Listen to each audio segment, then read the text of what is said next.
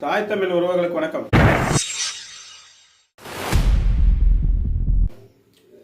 இன்னைக்கு எடப்பாடி பழனிசாமி அவர்கள் செய்தியாளர்கள் சந்தித்தார். அவர் விவசாய மக்களோடு சேர்ந்து அந்த மக்களாக சேர்ந்து அவர் சுற்றி பார்த்து விட்டு எல்லா விவசாயமும் பாழாகிவிட்டது, மழையால் பாழாகிவிட்டது, நெல் கொள்முதல் செய்யவில்லை, எல்லாம் மூட்டை எல்லாம் அழுகிவிட்டது, பயிர் முளைத்து விட்டது, நெல்லெல்லாம் பாழாகிவிட்டது என்றெல்லாம் தெரிவித்தார். நாம் என்ன கேள்வி கேட்குறோம்னாக்கா,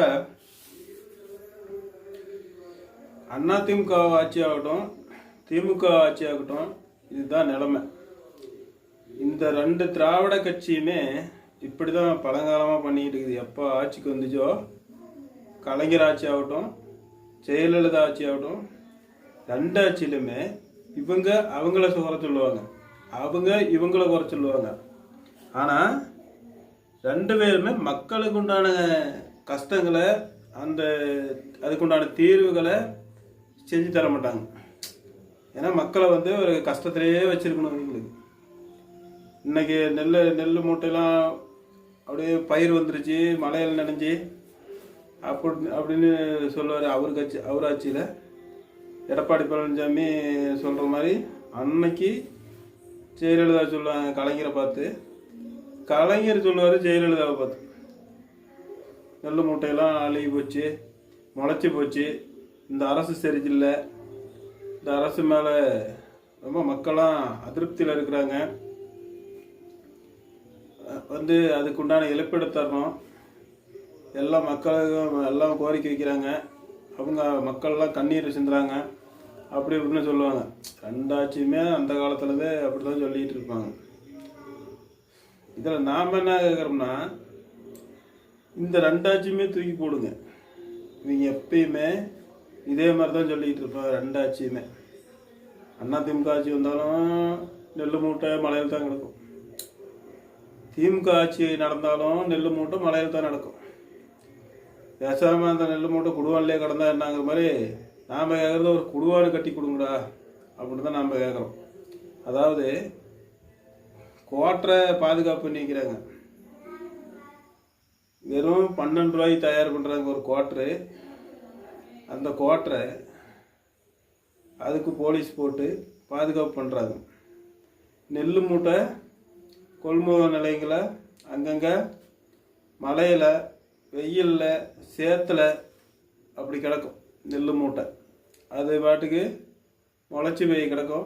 விவசாயி அங்கே வெண்பாடுபட்டு விவசாயி உழைச்சி அதை நெல்லை உற்பத்தி பண்ணி இங்கே கொண்டாந்து கொடுத்தா இவங்க அதுக்குண்டான கொள்முதல் எடுக்காமல் முளைக்க வச்சுருப்பாங்க.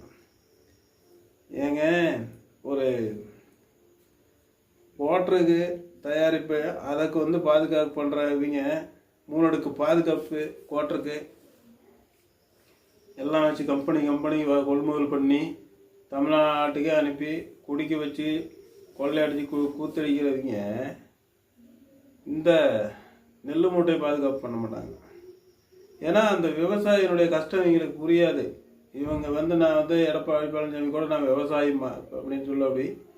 ஆனால் விவசாயத்தோடைய கஷ்டத்தை அவர் உடந்துக்க மாட்டார். ஏன்னா இவர் எந்த விவசாயம் பண்ணார், எங்கள் மக்கள் யாரோ ஒருத்தர் பண்ணியிருப்பாங்க, இவர் மேலே நின்று பார்த்துட்டு இருந்திருப்பார். இவர் ஓனர், அவ்வளோதான். இவர் விவசாயம் நடந்தாலும் இவர் ஓனர். மக்களுக்கு தான் அதனுடைய கஷ்டம் என்னன்னு தெரியும். ஒரு விவசாயிங்கிறது அதனுடைய கொள்முதலுக்கு அப்போ நெல் நட்டு பயிர் வச்சு அதை பாதுகாப்பு பண்ணி அதை நெல் அடித்து அந்த நெல்லை கொண்டாந்து கொள்முதல் நிலையங்களுக்கு கொண்டாந்தாக்கா அப்படி அடுக்குங்க, ஓரமாக அடுக்குங்க, உங்கள் மூட்டையாக இந்த பக்கம் ஓரமாக அடுக்குங்க, அந்த பக்கம் ஓரமாக அடுக்குங்க அப்படின்னு சொல்லுவாங்க அரசாங்கத்தில் ஊழியர்கள். அது அப்படியே காஞ்சி போய் திடீர்னு மழை வந்தாக்க அப்படியே நனைஞ்சு போய் அப்படியே முளைச்சி போய் கிடக்கும். மக்கள் வாயிலையும் வயிற்றுலையும் அடிச்சுக்கிட்டு இங்கேருந்து வீட்டுக்கு போனவன் திரும்பி அந்த நெல்லும் கூட வராத தற்கொலை பண்ணி செத்து போயிடுவான். அப்புறம் இவங்க அரசாங்கத்து மேலே குறை சொல்லுவாங்க. எந்த அரசாங்கம் இருந்துச்சுன்னா, எதிர்கட்சியாக இருந்துச்சுன்னா, அந்த அரசாங்கம் கொள்முதல் பண்ணல, விவசாயெல்லாம் தற்கொலை பண்ணிக்கிட்டு சாப்பிட்றாங்க அப்படின்னு சொல்லுவாங்க. இந்த அரசாங்கம் இருந்துச்சுன்னா அந்த திமுக அரசாங்கத்தை பார்த்து அப்படி சொல்லும். திமுக அரசாங்கம் ஆண்டுச்சுன்னா இவங்க அண்ணா திமுக அரசாங்கத்தை பார்த்து அப்படி சொல்லுவோம். இவங்க 2 பேருமே மாறி மாறி சண்டை போட்டுக்காங்க. அது சண்டை போட்டுக்குவாங்க, தீர்வு கொடுக்க மாட்டாங்க. செல்லமாக சண்டை போட்டுக்குவாங்க, தீர்வு கொடுக்க மாட்டாங்க.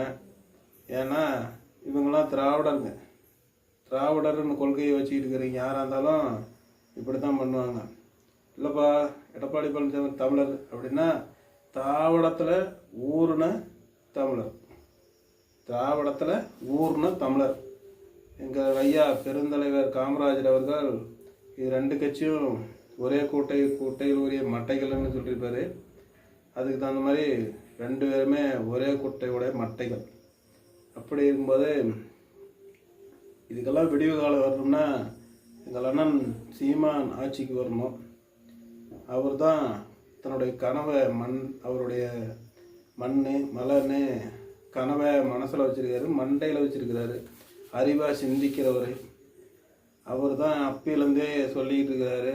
ஏண்டா கோட்டருக்கெல்லாம் பாதுகாப்பு போடுறீங்க, இந்த நெல்லுக்கு ஒரு பாதுகாப்பு பண்ண மாட்டேங்கிறாடா. ஒரு தகர சீட்டு இப்படி கட்டி அதை ஒரு செட்டு போட்டு அதை பாதுகாப்பு பண்ணக்கூடாதாடா. உங்களெல்லாம் பில்டிங் இடம் கட்ட சொன்னாங்க, ஒரு தகர சீட்டு போட முடியாதாடா. ஒவ்வொரு கொள்முதல் நிலையத்துக்கும் மக்கள் எவ்வளவோ நெல் கொண்டு வராங்களாடா, எவ்வளோ வெம்பாடுபட்டு கஷ்டப்பட்டு உழைச்சி கொண்டு வராங்களே, அதை இப்படி வேஸ்ட் பண்ணுறீங்களாடா, முளைக்க வச்சு வேஸ்ட் பண்ணுறீங்களே அப்படிங்கிறதெல்லாம் பேசியிருப்பார்.